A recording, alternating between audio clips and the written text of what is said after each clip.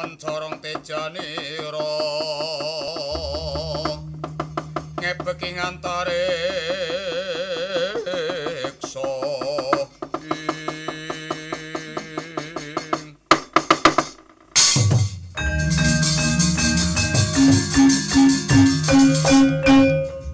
membangun jaringannya yang tersebar di bumi Nusantara. Tempat bernaung 3.000 putra putri terbaik bangsa mendedikasikan diri untuk cita-cita yang mulia demi kemajuan negeri tercinta Indonesia.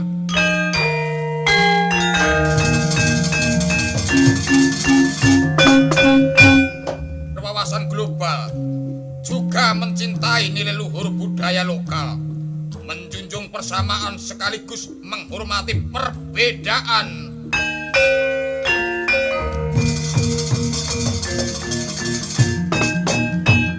Here for people, here for progress, here for the long run, here for good.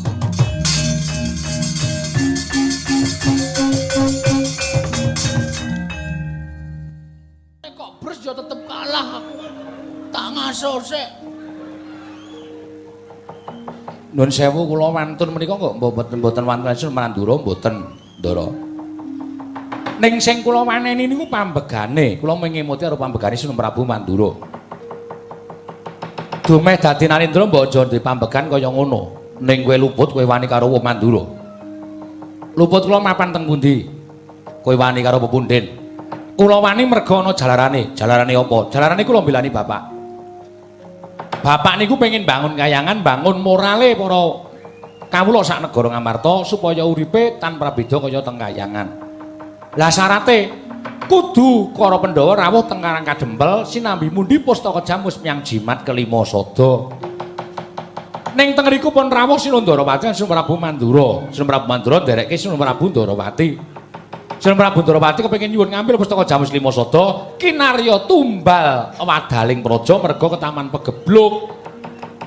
Kula ming matur kok aneh negara sing ditunggoni Sang Hyang Wisnu kok ke Taman Pegebluk, mongko negara sing dadi ratu niku menungsa utawa titah-titah lumrah ora ke Taman Pegebluk.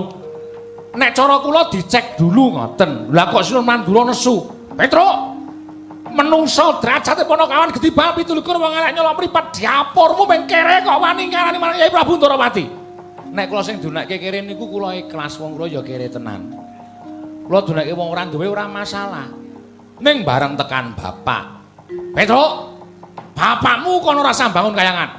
Bapakmu wong sekeng, wong ora duwe, wong Gedhi Bal, wong kere. Bapakmu gablek apa? Niku sing marai kula lara. Bapak lho, Mas. Anane Petruk niku nggo bapak gojek karo simbok. Ngenteni bal-balan. Terus lahir Petruk. Bapak niku sing kula sembah. Siji, Petruk kudu nyembah karo Sang Gawe urip. Angka loro, Petruk nyembah karo wong tuane Petruk. Niku kewajibaning manungsa urip ing alam padang. Nek bapak kula DC durek kaya ngoten niku Petruk nesu niku lumrah. Petruk nesu niku wis memper. Lah jebul sampean nek tak kula unekke, Antasena, anake Werkudara, wong drogak-drogok ora iso basa, ora iso ndodok. Unah-unuh ngalor ngidul. Lara ora atine? Atiku lara. Padha aku, Mas. Aku yo lara atiku.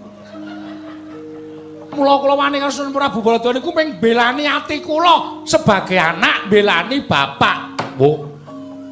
Dadi perkarane ngono to? Heeh, anu iya, anu nggih. Oh, lah yen ngono barang tak pitung-pitung bener kowe mbangane wong Mandura. Lah gene iso menggalih. Rada penake wetengku pisan.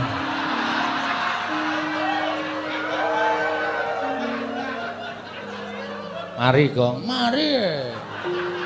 Ngentot aku. Ora krungu apa kowe? Ora. Karang tak ciutke kok. Kok ngono kok diciutke? Kadang kalau tak ciutke malah slender. Ngawur. Untung kowe durung tak cekel, Truk. Nek aku nyekel karo kowe aku dosa. Wah mesti kok ya wong jenengan ya nuwun sewu. Nek waton iso Terus anakmu kae dineng-nengi sik, Tru. lho ya semen kuwi kok ngurusi ora. Ngoten. Wah. Yen ngono malah kowe diancam uripmu karo kakang-kakangku, Truk.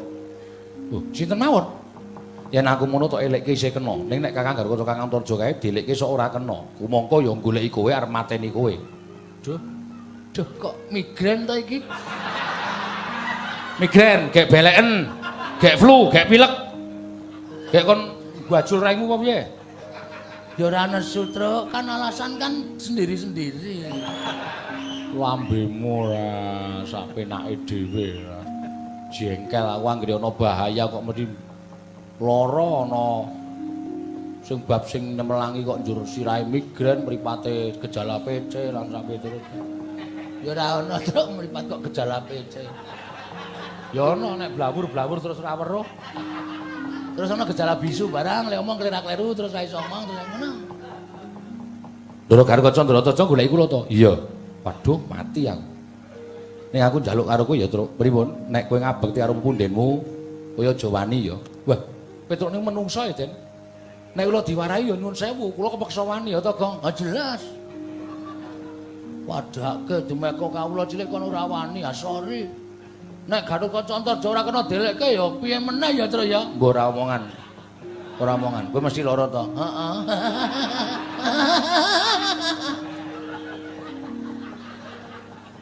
Tak gajul sepatu modar kowe. Alah kuwi sepatuku kok. Sepatumu apa sedeng apa? Heeh, ketok kuwi sepatu 7.000, pakune entek 12.000 kuwi. Balekke lho. Iya. Ning aku njaluk karo kowe ya, Truk. Pripun? Nek kowe dikapak-kapake aja mbales. Waduh, nek kula lara tak tambani. Nek kula mati tak uripke. Kuwi lho. Nganggo napa? Banyu sumut kowe iki. Ki nek tak peres metu banyune, tak tambani nggo wong lara, nggo nguripke wong tekane mati urung winanci iso kelakon. Kuwi lha kene Gong ana sungut ampuh. Nganu wae. Piye? Bangane sampean wirawiri ditetel mawon. Ya, Truk? Penak malahin. Iki padake templekan ngono piye? Iki saka kono wis ana, Gong. Oh, tak kira nek templek anu ya variasi tak kira. Variasi dengkulmu mlocot kuwi ora. Variasi. Padake pelek wae. Zaman saiki kan akeh variasi ta. Ha iya. Ha terus wis ngono wae nek kowe diapak-apake, kowe tak tambani, nek kowe mati tak uripke. Oh nggih, manut-manut ora entuk males ora. Manut yo Gong. Heeh, ning lara iki. Ora masalah. Duripke kok. Wis ngono ya Gong. Terus aku tak ambles bumi. Lho sik. Ki aneh meneh sampeyan. Sampeyan arep nambani aku arep nguripi aku kok ambles bumi iki ku ngundang piye? Iki kira iso ambles bumi. Bagong kok gedhuk lemah ping 3 aku jedul. Oh, ngoten. Iya. Tenan lho? Heeh. Oke. Wis ngono ya.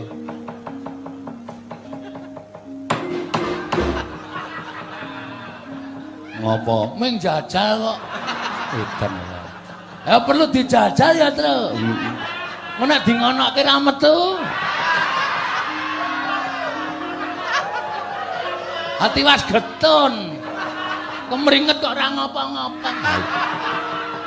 Lambene ra. Aku kulinae ngono kuwi.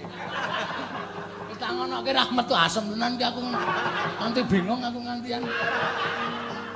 Lambemu ra. Lho Garukata kok. Endi? Siap-siap. Oh, kae lho, ning dhuwur kae. Tunggu kene, Tru ya.